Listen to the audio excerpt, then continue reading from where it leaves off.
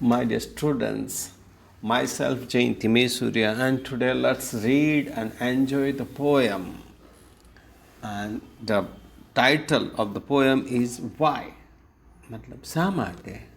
તો આજે આપણે ખૂબ જ ઇન્ટરેસ્ટિંગ એવી કવિતા સમજવા જઈ રહ્યા છે મિત્રો. તો એ કવિતાનું આપણે પઠન કરીએ. ચાલો.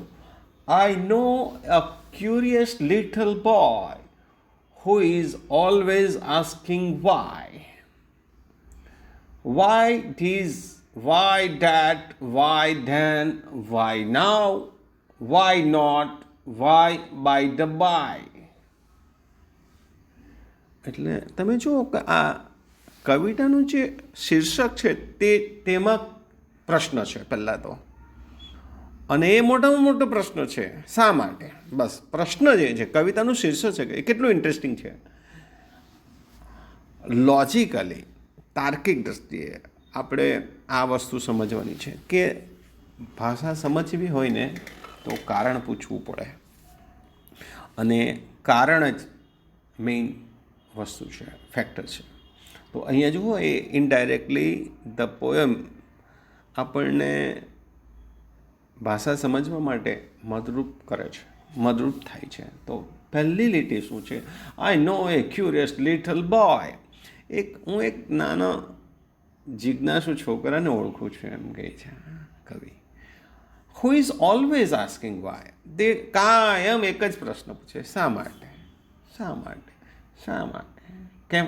નાના બાળકની એક જ વૃત્તિ હોય કે ભાઈ આ કેમ થયું, આમ શા માટે છે, આમ કેમ લીધું, આ ક્યાંથી લાવ્યા, શા માટે લીધું. તો એ વૃત્તિ અહીંયા છે. તે વાય ધીસ, આ વસ્તુ શા માટે થયું. વાય ધેટ, પેલું કેમ, પેલું શા માટે છે. વાય ધેન, તો પછી એમ કેમ થયેલું. વાય નાવ, તો પછી હમણાં કેમ એ કરો છો. વાય નોટ, તો એ કેમ નથી કરતા. Why by and by the by, અને તો પછી એના બાય કેમ.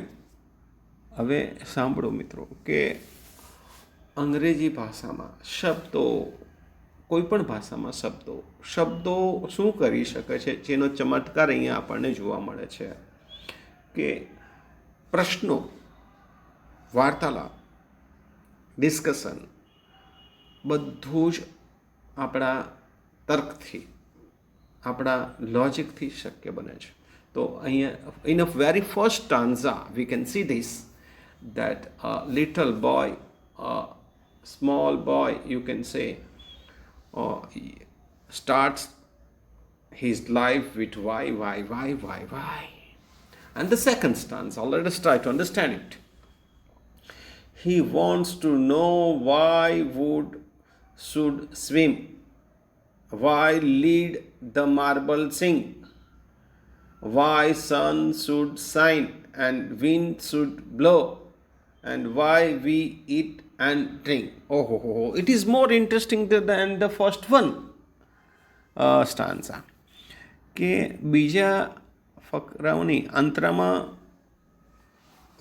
કવિ પેલા છોકરાને અથવા પેલું છોકરું શું પૂછે છે, એની જિજ્ઞાસા શું તે બતાવે છે. તે જુઓ મિત્રો કે એ પેલું બાળક શું જાણવા માંગે છે. હી વોન્ટ્સ ટુ નો, જાણવા માંગે છે, ક્યુરિયોસિટી જોઈએ તમારી પાસે કે વાય વુડ શુડ સ્વિમ, ભાઈ લાકડું પાણીમાં તરે કેમ. That is a question. હવે પ્રશ્ન થવો જોઈએ, અને આ બાળકને એ પ્રશ્ન થાય છે. વાય લીડ એન્ડ માર્બલ સિંગ, અને શા માટે માર્બલ સિંગ. માર્બલ એટલે એમ એક અર્થ થાય છે MARBLE, માર્બલ એટલે લખોટી પણ થાય છે, બરાબર. તો પથ્થર, હવે લખોટી પણ એક પ્રકારના પદાર્થ હોય છે. તો એ ડૂબી કેમ જાય, એમ કે પથ્થર ડૂબી જાય, લાકડું તરે. એટલે પેલા બાળકને એક જિજ્ઞાસા થાય છે. તે જુઓ, વાય સન શુડ શાઇન, અને સૂર્ય ચમકે. એટલે એ કેવું, એમ કે પેલું બાળકને જિજ્ઞાસા થાય કે એણે કેમ ચમકવું, અથવા એ કેમ ચમકે છે, એમ કે. એન્ડ વિન્ડ શુડ બ્લો, અને પવન ફૂંકાય છે તો એ કેવું એમ કે એમ ફૂંકાય કેમ, હવા ફૂંકાય એનું શું કારણ એમ, and why we eat and drink, અને આપણે પાછા ખાવાનું કેમ ખાઈએ છીએ અને પાણી કેમ પીએ કે જે લઈએ કેમ, એનું કારણ શું હશે? તો this is a very big question.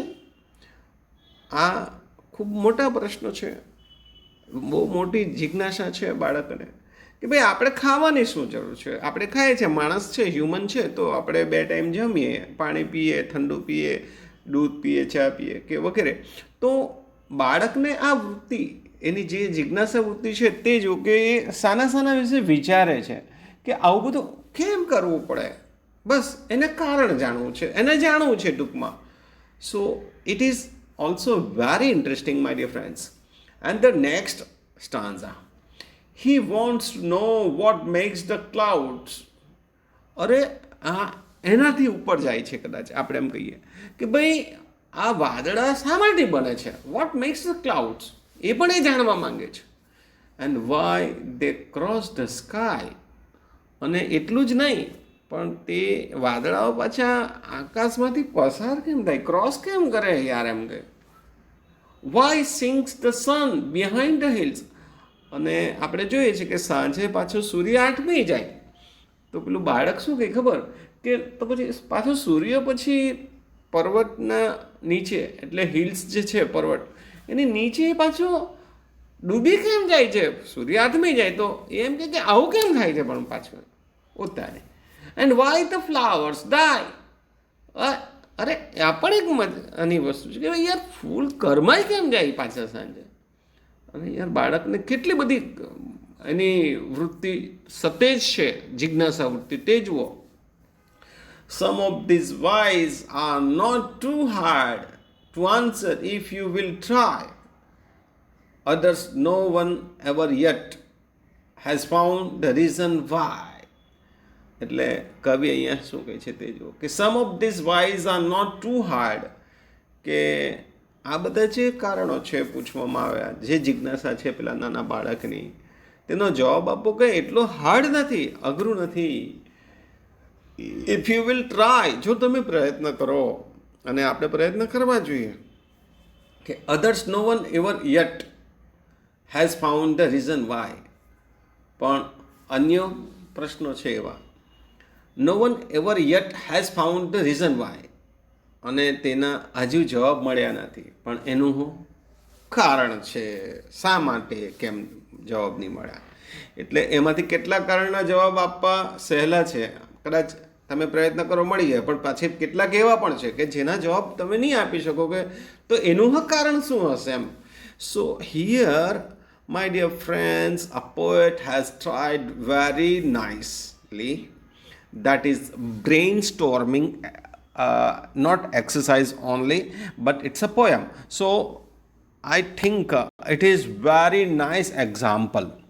આ એક એવો પ્રયત્ન છે કે જેમાં કવિ એવું સમજાવે છે આપણને કે આપણે પ્રશ્નો પૂછવા, દરેક બાબતમાં દુનિયામાં જે કંઈ ઘટના ઘટે છે એમાં પ્રશ્નો હોય, કારણ હોય, જિજ્ઞાસા હોય, અને તો તમારું જીવન વધારે ઉદ્દીપ્ત થાય અને તમે નવું જાણવાનો પ્રયત્ન કરો. કારણ કે જીવન અથવા આ દુનિયા નવી વસ્તુઓ, નવી બાબતોથી ભરપૂર છે, અને એ દરરોજ કંઈક ને કંઈક નવું બનતું રહે છે. So my dear friends, it is really interesting. So here I will stop. Thanks.